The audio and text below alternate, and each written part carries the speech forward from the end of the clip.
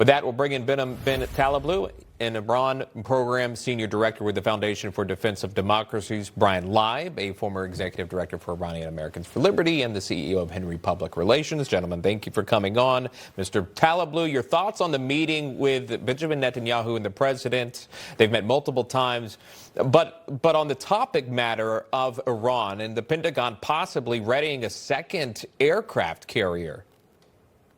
Well, great to be with you. Two quick things there. The first is that the trip and indeed the meeting is historic, given the number of times Prime Minister Netanyahu has met with President Trump in his second term, almost all of which had to do with Iran or Gaza or the security situation in the Middle East. Even though there was no major photo op or presser, I think it's more likely than not that these two individuals are reading from the same sheet of music, and there's nothing more that Tehran fears than Trump in America and Bibi in Israel united at the helm on Iran policy, even if in the very short term that might look a little bit different.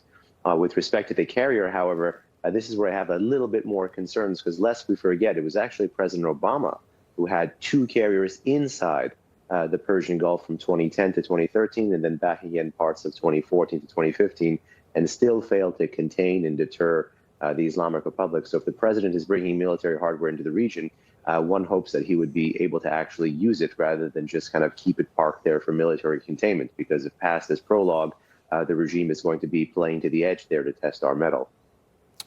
Brian, Vice President J.D. Vance, he also is weighing in on the possibility of a deal. I want to play that for you. Well, look, the president's told his entire senior team that we should be trying to cut a deal that ensures the Iranians don't have a nuclear weapon. But if we can't cut that deal, then there's another option on the table. So I think the president's going to continue to preserve his options. But after the strikes on the nuclear facilities in Iran, they seem to be rebuilding based on some satellite images. Brian, it's very clear through decades and decades of diplomacy, of talks, that Iran is not fond of giving up potential nuclear capabilities. Yeah, Sean, listen, I've said many times that diplomacy with terrorists is never going to succeed. And that's exactly what the Khomeini regime and the IRGC is. They're terrorists. They're terrorists in suits.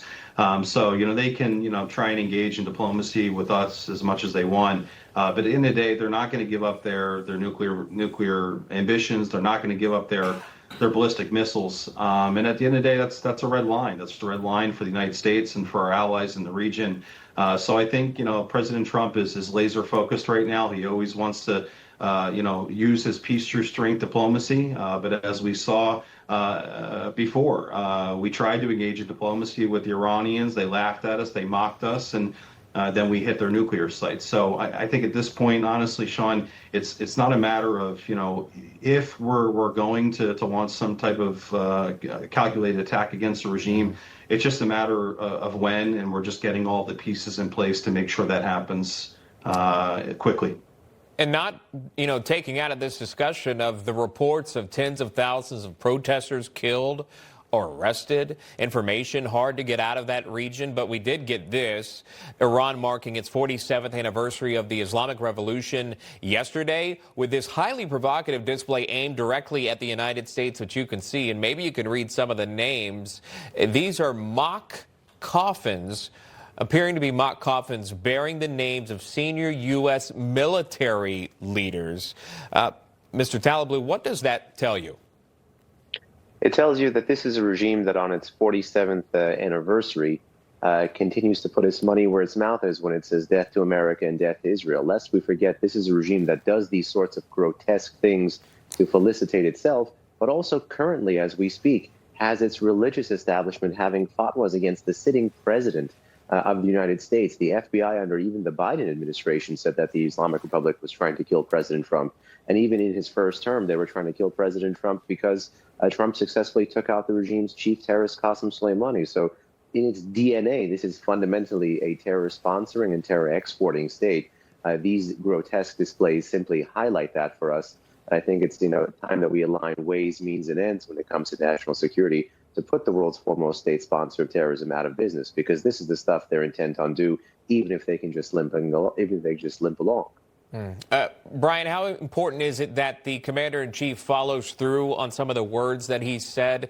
We've seen past administrations talk tough to Iran, never really followed through on it. The president not happy about what happened to those protesters, what continues to happen to protesters on the ground. He sent out a stark warning about that. Does he stay true to his word without getting the United States in an all-out war with Iran? I think he will. President Trump is definitely promises made and promises kept, not just domestic policy, but on foreign policy as well. And I want to speak to that last point in your question about, is there going to be a regional conflict? Listen, at the end of the day, if and when the United States, with our allies, strikes military sites inside of Iran, Russia is not going to go to war against the United States. China is not going to go to war against the United States to support Iran. So, they can flap their gills as much as they want. At the end of the day, they're going to be by themselves.